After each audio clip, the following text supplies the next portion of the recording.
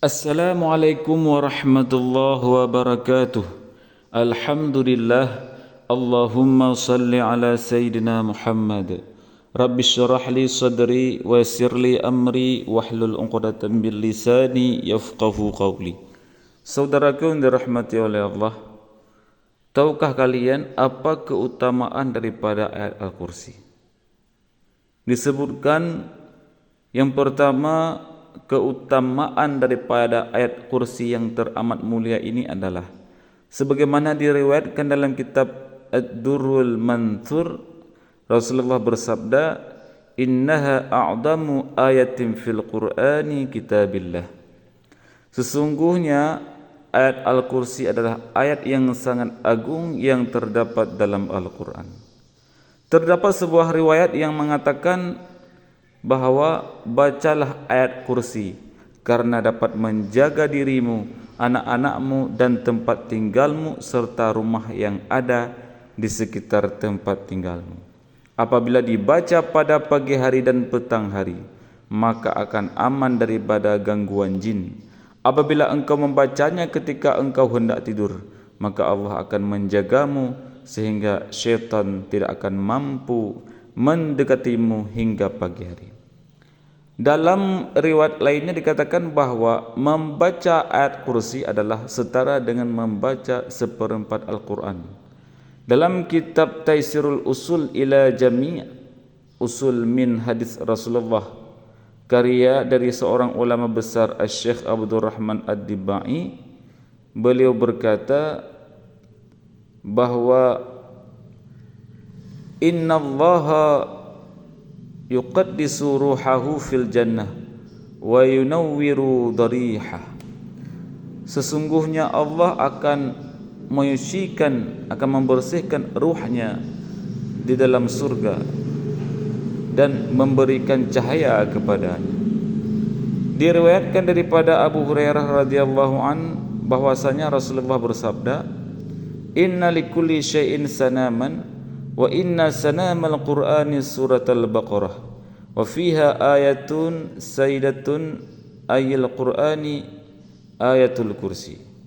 Sesungguhnya segala sesuatu pasti memiliki punuk, dan punuknya Al-Quran adalah surah Al-Baqarah, dan di dalamnya terdapat penghulu daripada ayat-ayat Al-Quran, yaitu ayat kursi. Kemudian diriwayatkan dalam tafsir Sirajul Munir karangan Imam Asy-Syaribaini mengatakan sebagaimana yang diriwayatkan oleh Ibnu Hibban dan An-Nasa'i bahawa Rasulullah bersabda, man qara'a ayatal kursi dibra kulli salatin maktubatin lam ya'nimhu min dukhulil jannati illal maut. Barang siapa membaca ayat kursi setiap selesai solat fardu, maka tidak ada yang dapat mencegahnya untuk masuk ke dalam surga kecuali kematian. Yang dimaksud kecuali kematian pada hadis tersebut di atas adalah apabila telah datang ajalnya, maka dia pasti akan dimasukkan ke dalam surga. Kemudian Al-Baihaqi dalam kitabnya Syi'abil Iman meriwayatkan bahawa Rasulullah sallallahu alaihi wasallam bersabda, tidaklah seseorang itu selalu membaca ayat Al-Kursi itu kecuali dia adalah seseorang siddiq ataupun abid, yaitu ahli ibadah.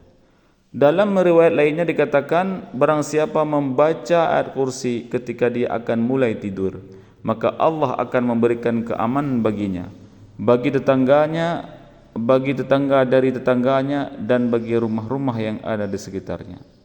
Diriwayatkan jika ayat Al-Kursi dibaca pada sebuah rumah, maka syaitan tidak akan mendatangi rumah itu selama 30 hari, dan sihir tidak akan mampu masuk ke rumah itu selama 40 hari.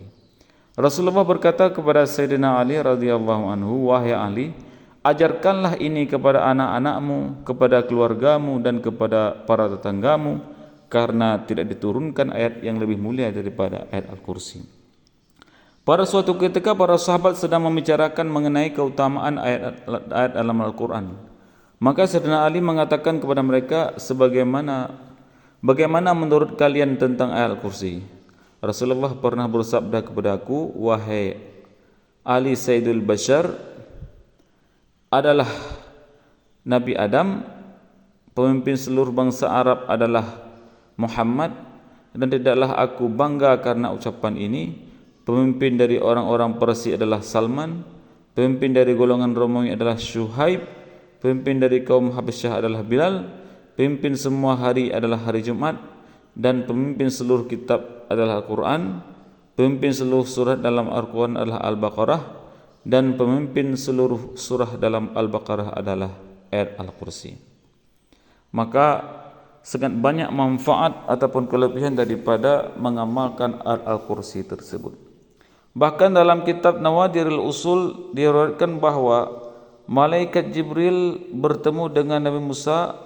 Kemudian malaikat Jibril berkata, sesungguhnya Tuhanmu mengatakan bahawa barang siapa membaca sekali ayat Al-Kursi setelah selesai salat, sesungguhnya siang dan malam itu ada 24 jam, dan pada setiap jam diangkat sebanyak 70 juta kebaikan bagi orang yang membacanya, dan para malaikat akan sibuk mencatat besarnya kebaikan dari bacaan tersebut. Sekarang kalau saudara-saudara belum bisa membaca ayat Al-Kursi, maka dengarkanlah ayat Al-Kursi yang akan saya baca. Bismillahirrahmanirrahim. الله لا إله إلا هو الحي القيوم لا تأخذه سنة ولا نوم له ما في السماوات وما في الأرض من ذا الذي يشفع عنده إلا بإذنه يعلم ما بين أيديهم وما خلفهم ولا يحيطون بشيء من علمه إلا بما شاء وسع كرسيه السماوات والأرض ولا يؤوده حفظهما وهو العلي العظيم. Kalau saudara ada kesempatan, silakan diamalkan ayat Al-Kursi tersebut dimanapun anda berada, insya-Allah menjadi berkah. Semoga bermanfaat. Assalamualaikum warahmatullahi wabarakatuh.